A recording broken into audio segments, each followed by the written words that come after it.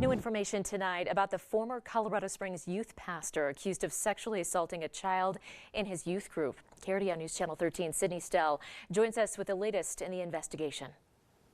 Court documents obtained by KRDO show that back in September, a young woman made a call here to the Colorado Springs Police Department on Nevada to report that when she was a child, her youth pastor, Vincent Stites, sexually assaulted her over a 4-year period. These newly released court documents shed new light on accusations against a former Colorado Springs youth pastor.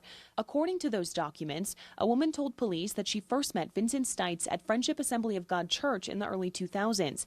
She was just 9 years old. She said Stites was her children's youth pastor and 19 years older than her. When she turned 12, documents say Stites asked her to be a teen helper and assist him with younger kids in the program. That's when she says he first started acting inappropriately toward her. The documents go on to say that by the time she turned 14, she said Stites began to sexually assault her, and it continued until she turned 18.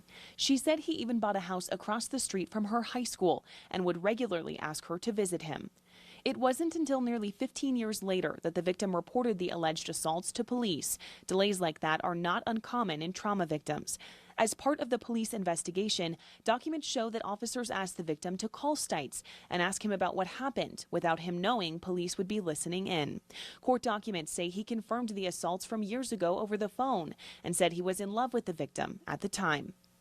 Police arrested Stites in late February, charging him with 1 count of sexual assault on a child by one in a position of trust. After Stites left his role as a youth pastor, he spent years co-owning and co-operating Hell Scream Haunts, a Colorado Springs haunted house that attracts kids in droves every Halloween. We even spoke to him there last year before he was accused of anything.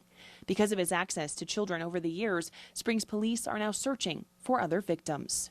Stites is expected to be in court for his preliminary hearing at the end of April. In Colorado Springs, I'm Sydney Stell, KRDO News Channel 13.